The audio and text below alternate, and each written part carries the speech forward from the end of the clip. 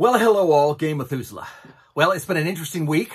I'm sure most of you are watching what's going on and understanding that it's either, hey, do we stay shut in or do we run naked into the street? Opinions seem to be different and everyone seems to be really stressing about it. And of course, if you listen to both sides, they all have their experts. And it seems like, to me, they're not talking about the same subject. So hopefully cooler heads will prevail. Talking and compromising and listening to what everyone else is afraid of, maybe we can find something that works out. I know things are never going to be the same as they were. This is sort of a life-changing event. So, since Cinco de Mayo was here this weekend, I made sangria, and since the wife and I are not big drinkers, we had lots of fun, but the week, not much has been done. So, I thought I would at least come up and give you a stream of consciousness video that you could have fun with listening and laughing at. Everyone keeps asking me about the good old days, you know, my good old days, the 70s and stuff. And, you know, frankly, I love talking about gaming, so I don't have an issue. But I wanted to say something. These are your good old days. If you're new to the hobby, embrace the hobby that exists today. It won't exist in this way 40 years from now. I pretty much can guarantee that. Things will change. They always do. For me, you know, I was there at the inception of the hobby kind of by accident. It was 1975. I was getting accepted to Cal State Fullerton, and I had my economic situation set up because my father had died of a service-connected disability, so I was getting his veterans and Social Security benefits. I was hooked up. I had a nice-looking girlfriend and a Mustang. It is the California dream, and it looks like it's going to be great. And to be very frank, it was. It was a great time to be around, and it was a great time to be involved in all these things. Now, there weren't really any big computers. I mean, you know, the computer that I dealt with at Cal State Fullerton took up an entire floor and more than likely is less powerful than the phone that I'm recording this on. But it was a great time. Everything was free. All museums were free. You know, gas was cheap and plentiful. I had a big old huge 390 GT engine, and it wasn't a problem. I didn't care. Summer was wonderful, great places to go. And with somebody new to see it with, we went everywhere. But I wanted to get a different job, and I was into gaming. Gaming and modeling and history. Loved it all.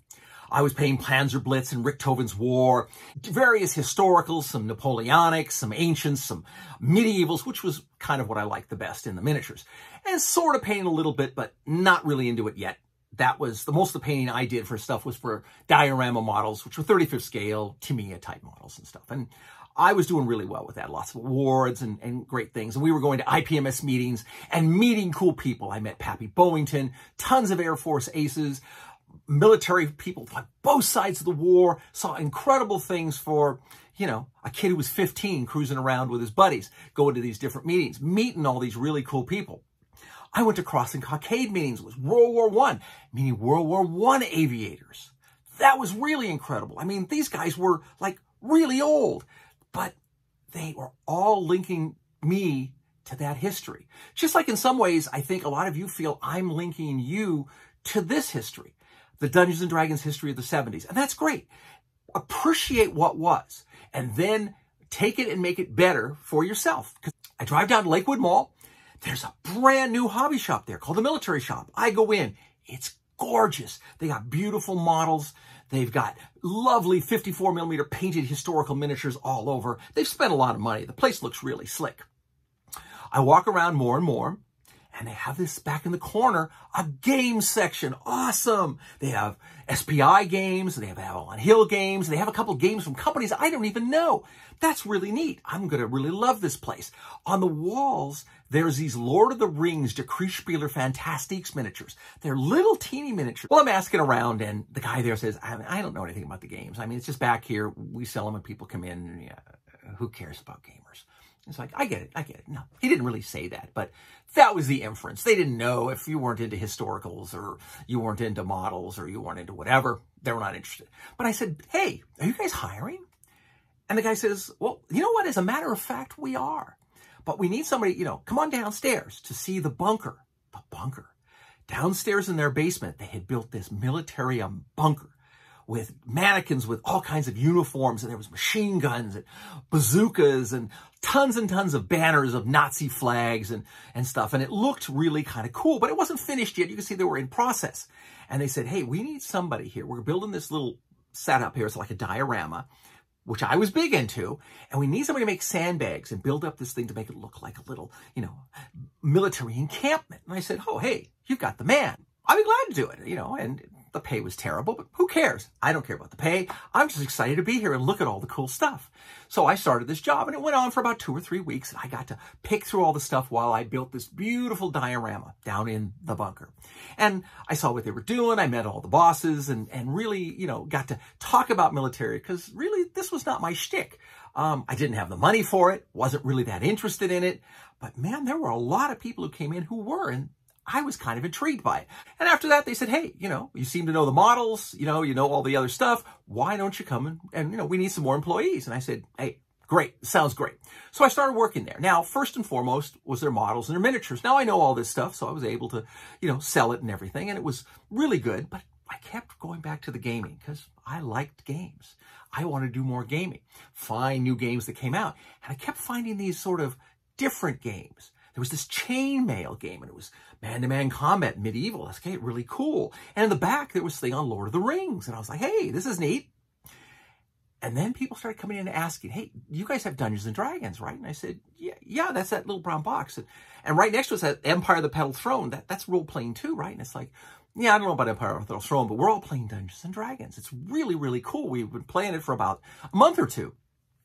And I said, great, you know, I mean, is it something I can get involved in? And they're like, well, yeah, we could use some more people. And I said, well, do you need a bunch of people? I could ask around when people come in. And that's what I ended up doing.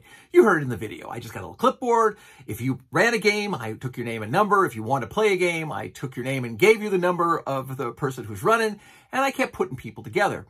Eventually, Chuck Alderson comes in. He's big in it. He knows all the miniatures. And people have been asking me, you know, I mean, really, are there miniatures other than the Decreespieler miniatures? And I didn't know. But I was looking around, and he said, oh, yeah, a company called Minifigs. They make a ton of fantasy figures. And there's some other companies out there who are getting into it. And, you know, these are the names. And once he gave me the names, well, you know, I got on the phone book because, you know, I mean, that was the internet of the day. And you call information and you find out where these places are. And you call them and said, hi, hey, you know, we're interested in these figures. We started getting more stuff in. More people started coming in. The game starts to grow. I, of course, say, hey, I want to go play. My girlfriend wants to play. My friends want to play. We all go. You've heard this story.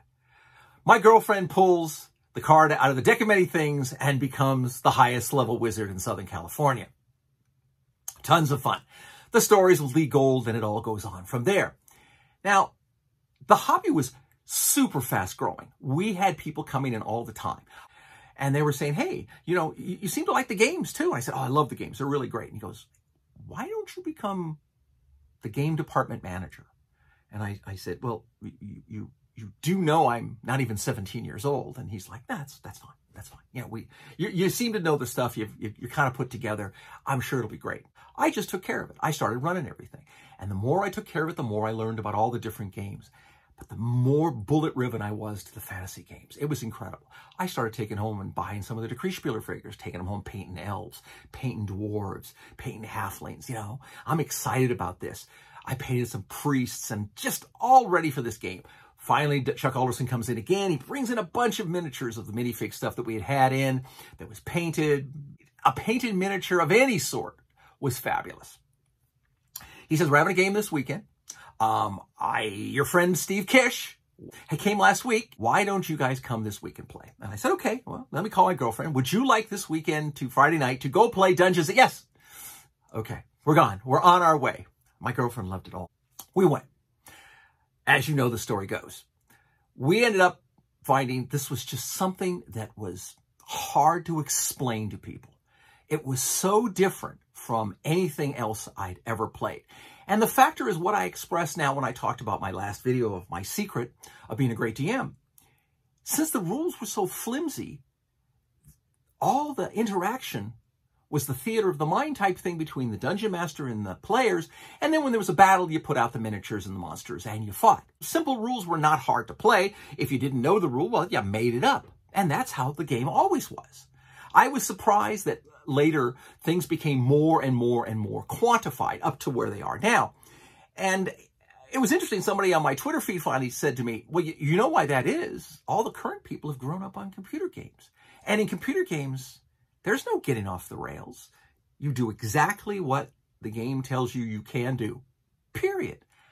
And I was like, of course, I don't know why I ever thought of that.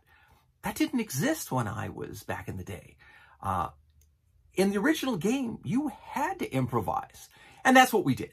So I said, well, we're going to start running games all the time. I just started to put them together, and it worked. Jim Ekman had a group. Rich Carr had a group. Pat Young had a group. All these people had groups. I kept channeling people to them. New people came in. Ed Kettler, he had some people. I said, hey, you guys are pretty hip. Why don't I come play with you guys too? And I did, and they had a big group, and we became lifelong friends. I've been in all their weddings, and we still game together. So that tells you a lot about the hobby. But it kept going, and it kept going, and it kept growing, and we kept doing some more. We even had a game convention out in Chapman College. It was kind of small, but it was fun, and it was all kinds of different games. But we threw some Dungeons and Dragons there in the back room. They always stick the D&D in the back room back then because nobody quite knew what the heck was going on. They didn't get what was happening because lots of people would come and they would sit around on the chairs and talk. And that didn't seem like gaming to a lot of people, but it was. We were a little different. We talked and then had miniatures as well. So that was the combination of the game that I've loved and that I really much always play. And I think in many ways, that's where the game has always been pushed. And I've always pushed it in that direction. I always say, people, you got to have the miniatures and the games because somehow setting the stage with the visuals just enhances all the other things. But keep it in a situation where your players can be interactive in what's going on. 75, I'm now at college. I, of course, want to be the ultimate Dungeons & Dragons character. I'm reading now every piece of fantasy I can possibly find. Poul Anderson. I'm rereading Lord of the Rings and The Hobbit. Everybody out there that's writing any fantasy, lots of it was bad. Oh, all the stuff. I read John Carter. I read Conan. I read everything you could find. Fafhrd and the Grey Mouser. Anyway, I could go on and on this stuff. But it was just such a thing that I delved into so much. And the greatest thing about it is my dyslexia started to kind of not diminish, but become much more controllable the more I read. Rules allowed me to really overcome this liability. That and a really good teacher at college helped me get through it. So I became more functional. And the hobby shop kept getting bigger. Sundays were an event where Dana Hone and all the locals would come. In fact, somebody after 40 years who I came in and taught to paint just got in touch with me, and we're going to get together for lunch and start going over it. And he says, I've worked at Disney my entire life as set design and painting and doing all this stuff, load-ins for like the Haunted Mansion and all these things. And I say, hey, my friend works on the Haunted Mansion. Anyway, I digress. And he says, this whole career is because you taught me how to paint. And I'm like, wait, I'm sure that wasn't completely true. But it was nice to know that this hobby has propelled many people forward. I know so many people who are now in the hobby industry, and they're in it because they loved it, and they said, there's nothing else on life I want to do. You guys all watch Matt Colville. He always said he was going to do it, and he dedicated, no matter how hard it got, he just dedicated himself that that's what he was going to do. He wasn't going to acquiesce and go get a real job. He just stayed with it, and, proof is in the pudding. He's got to be one of the best people out there to get you information on how to game. And, he's got the live streams. He's got the books now. He's doing it all. The hobby kept moving forward. Things kept going. I'm now playing at the Kettlers. I've got so many games going at different places. We're going to conventions. Things are really growing. The hobby's going. We're now into 76. New expansions of Greyhawk and Blackmoor and all the other things are starting to come out. More miniatures from different companies. I'm touting them. We're becoming a go-to place for fantasy here at the Military Shop. Who would have thought? Even though I didn't necessarily want to be a game master, I found I excelled at it. I enjoyed it. And since I was going to paint all the miniatures, I could always paint the ones I knew I was going to be using this week in the game. We're really excited about it. I'd find a miniature, I'd paint their character, and they would be like, oh my God, I have my real hero here. It's awesome. And if he died, well, geez, then they'd be mad at me. But it was such a magical time then. And everything else about it was simple. And I think some ways there just wasn't all the distractions. I always said when I had my hobby business, you're not competing with everyone in the hobby industry. You're competing with everything else people can do with their time. And a lot of times it's all these computer games. They're so beautiful that people just stay home and play them. And my friend Don has now for a year disappeared in City of Heroes since it got re-released. And I understand that. I was like that with World of Warcraft. I used to call it the Great Time Vampire because I would go in to play for an hour and then it would be 4:30 in the morning. But that's the way computer games are. And I love them and they're fun. And I surely say if you're enjoying them, keep doing them. But there's something else that gets missed. When you're in a hobby with real people and you have them as real competitors and you're painting the miniatures and you're involved in the visuals or something, there's a little bit of magic there. Maybe it's just me, but that's kind of how I feel. I know it's hard. Believe me, I'm a junkie for computer games. And sometimes it's like I have my sangria this week and I was, playing Terraforming Mars on the computer and kept playing. And suddenly it was dawn. It wasn't a good plan. Back to the story. 76, the games are going great. Things are working well. Things are just excellent all the way around. Having the greatest time. School is wonderful. I'm taking archery. I'm doing fencing. I'm taking martial arts with Aikido, Master Kobayashi. I am going to be the perfect Dungeons & Dragons character. There was a convention up in San Jose. It's sort of official. All the people from TSR are coming out, to see it. Gary Gygax and Dave Arneson and all these people are going to be there. And all the miniature companies, everybody who's anybody in Dungeons & Dragons is going to be here in San Jose, which at this point, I guess, was sort of the hub of California. I never really went up there and I don't know what they had other than just going up to conventions. I never looked around. Maybe it was cool. We go to the con. My friend Richard comes with me. I would love to tell you that this convention was glorious in its appearance and visuals. People have been asking me all things of detail. This was not World of Warcraft type event where they have it slicked out with all kinds of beautiful stuff. It's not even like a wonderful Magic the Gathering where they make statues and do all this stuff. It was a hall. It wasn't very impressive. No one really understood where this was truly going. Now, they may have, but everyone was just trying to hold on to the tail of the dragon and be on that ride. And I knew it was going to be big, but who had any idea that how big it would be? And it, as you guys know, had a lot of growth. So here we go. The games are going. All the new expansions are great. Everyone's enjoying it. I've got maybe 100, 150 miniatures painted. It's a fantastic collection of figs that I've now painted over a year. The thing to tell you, everyone wants to hear something magical. They were all asking, well, what happened to the Dave Arneson game? And tell us all the details. And I said, well, okay, we went. We told Dave Arneson we were evil. Chaotic. There really wasn't an evil. We told him we were chaotic characters. He said, okay. He looked pensive and it was a huge party. As I had mentioned, well over 15 people. We hid in the back. We went in.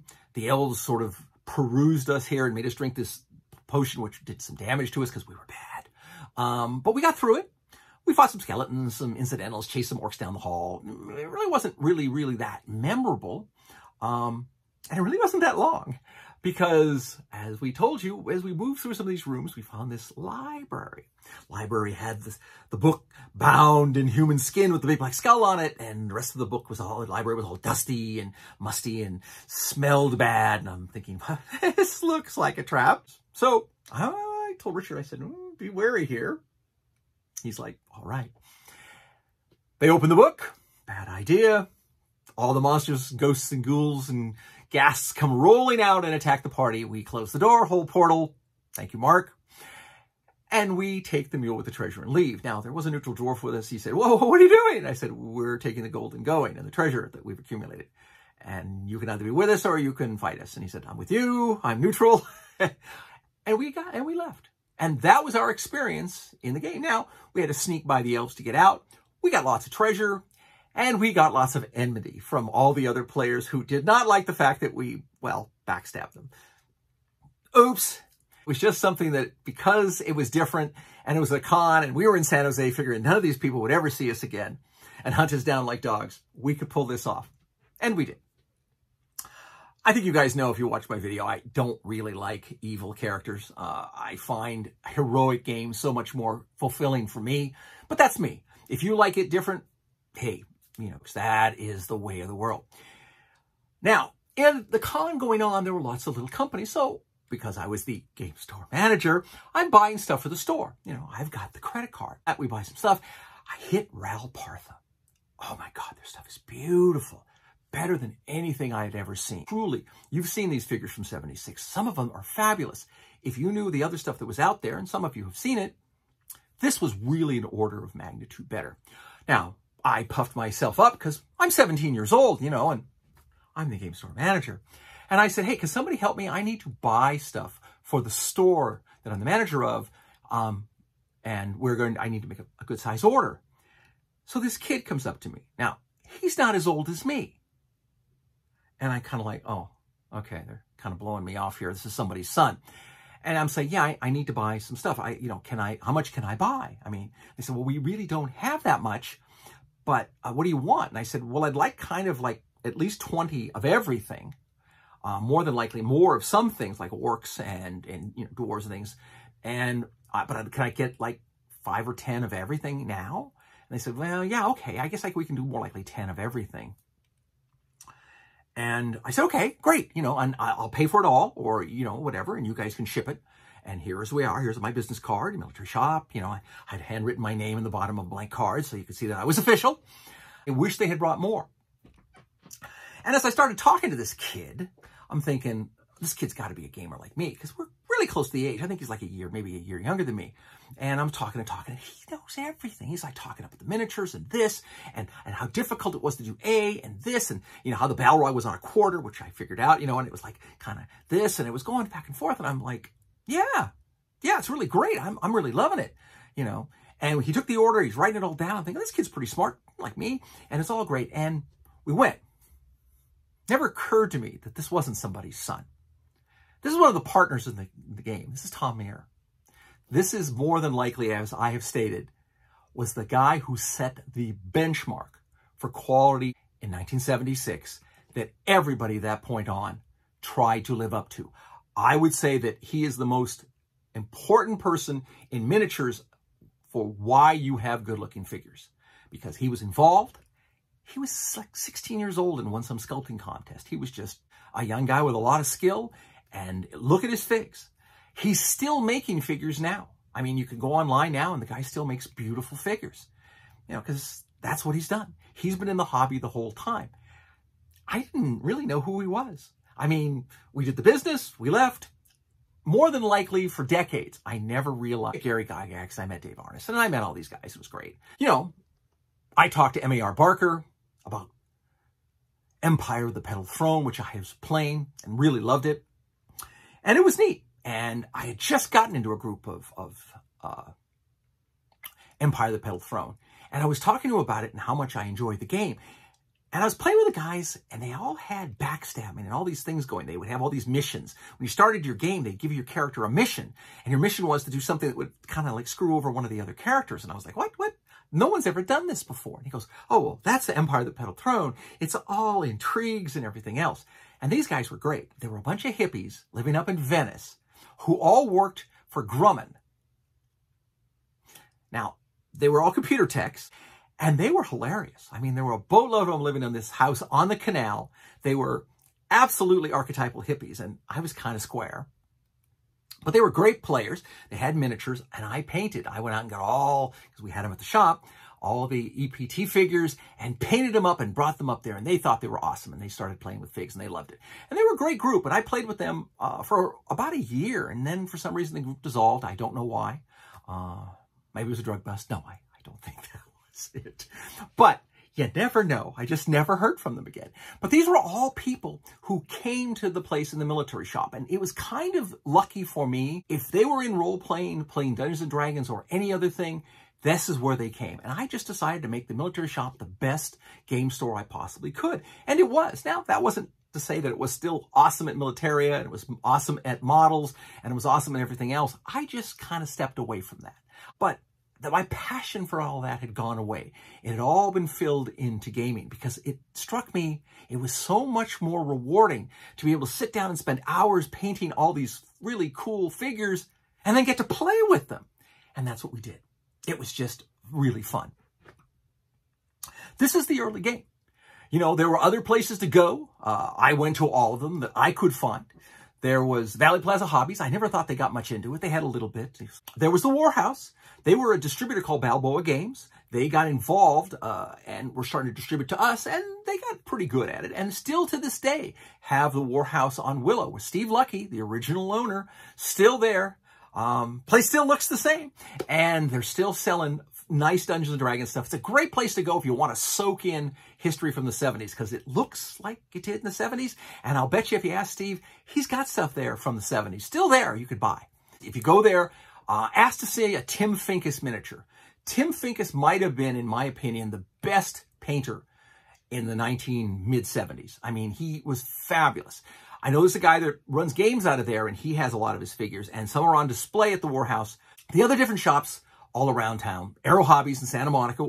It was interesting. They were more than likely the first place to have a D&D Fan Nature miniature. And that is the place that actually the rogue character for D&D was actually created and sent to Gary Gygax, and he loved it. So he printed it in his expansions, and that's where it came from, to have thieves. And it came right out of Santa Monica, California. But I want you to just basically look at it.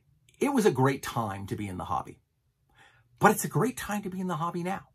Stay with your hobby, grow with your hobby, and if you want to find old stuff, ask me. Maybe I can find stuff around here to help you out with. I'm always putting stuff on my Patreon page. There's more stuff going on now in gaming than there's ever been before. There's more stuff online. There's more stuff on computers. There's more stuff in the game stores. Get involved. Support your local game store, especially after this. When they reopen, you got to make sure you support them. I think that's been a problem for game stores over the years, is just trying to make ends meet. They're the ones who are supporting the hobby, and they're the ones you need to help support and keep going. Find people to play with. Try to get together and play with them. The more people you play with in live games, there's nothing like it. And you end up having something more than just gaming. So until I have a chance to give you a real video, fight to be devil's fight, for I hate peace. Stay well out there, figure out a solution to our problem, and let's get back to the real world. Game on.